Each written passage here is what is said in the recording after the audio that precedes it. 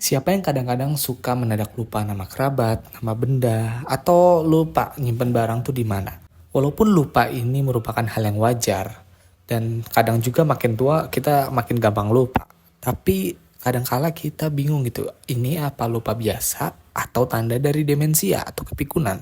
Nah, kira-kira gimana sih cara ngebedainnya, apa tanda-tandanya, dan apa yang bisa kita lakukan? Bersama saya Dr. Bimo, yuk kita bahas semuanya di video ini. Hai, saya Dr. Bimo. Di channel ini saya banyak membahas berbagai informasi kesehatan dan juga konten menarik lainnya yang pastinya bermanfaat buat kamu. So, jangan lupa like dulu video ini, subscribe, dan juga klik tombol loncengnya. Terima kasih. Semakin tua, fungsi otak akan cenderung menurun, yang membuat seseorang membutuhkan waktu yang lebih lama untuk mengingat. Lupa sesekali memang wajar, tetapi kapan kira-kira bisa dianggap sebagai dari gejala demensia?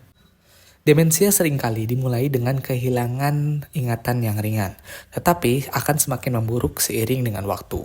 Pada perubahan memori normal terkait usia, lupa akan sesuatu cenderung terjadi sesekali dan biasanya melibatkan ingatan dari masa lalu yang lebih jauh.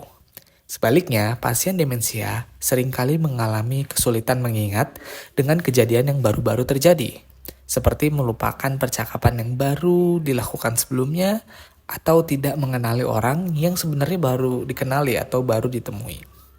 Demensia bukan hanya tentang hilang ingatan. Demensia juga menyebabkan kebingungan atau disorientasi, kesulitan untuk mengelola tugas sehari-hari, kesulitan berbahasa dan memahami, serta perubahan perilaku yang nyata. Bahkan jika ditanya ini di mana, lokasinya di mana, sekolah di mana, atau kerja di mana, kadang sulit untuk mengingat, bahkan bisa saja menyebutkan memori-memori di masa lalu. Seiring waktu, tantangan ini mengganggu kemampuan seseorang untuk melakukan aktivitas sehari-hari yang dapat secara signifikan mempengaruhi kemandirian dari seseorang tersebut. Penting untuk diingat bahwa hanya dengan memperhatikan gejala seperti kehilangan ingatan atau kebingungan saja nggak cukup untuk diagnosa dari demensia. Hanya tenaga kesehatan profesional yang dapat mendiagnosis terjadinya demensia setelah evaluasi menyeluruh. Evaluasi ini biasanya melibatkan riwayat medis, adanya tes kognitif, pemeriksaan fisik, bahkan bila perlu adalah pencitraan area otak untuk menyingkirkan kemungkinan penyebab lainnya. Masalah ingatan juga dapat disebabkan oleh berbagai sebab lain, misalnya adanya cedera kepala yang menyebabkan gegar otak, tumor atau infeksi otak, masalah tiroid atau organ, efek samping obat, kondisi kesehatan mental seperti depresi dan kecemasan, penyalahgunaan zat, gangguan tidur, bahkan kekurangan nutrisi seperti vitamin B12 dan juga gizi buruk. Nah, pertanyaannya, kapan harus ke dokter?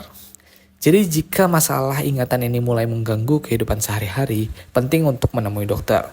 Tanda-tanda peringatannya antara lain adalah mengulang pertanyaan yang sama beberapa kali, tersesat di tempat yang sebenarnya sudah familiar, atau kesulitan mengurus diri sendiri.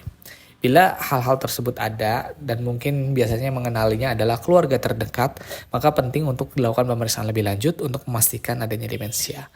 Karena walaupun demensia ini tidak bisa disembuhkan secara total, tapi progresivitas atau peningkatan keparahannya ini bisa dihambat. Sehingga kalau udah dikenali dari mulai gejala-gejala awal, intervensi lebih dini akan lebih baik karena peningkatan keparahan menjadi terhambat dan tidak akan terjadi dengan adanya intervensi dan juga pengobatan dari profesional. Sehingga kemungkinan makin parah menjadi lebih berkurang.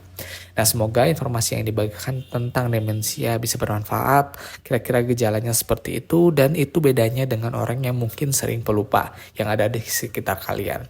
Nah, semoga informasinya bermanfaat. Kita ketemu lagi di video berikutnya.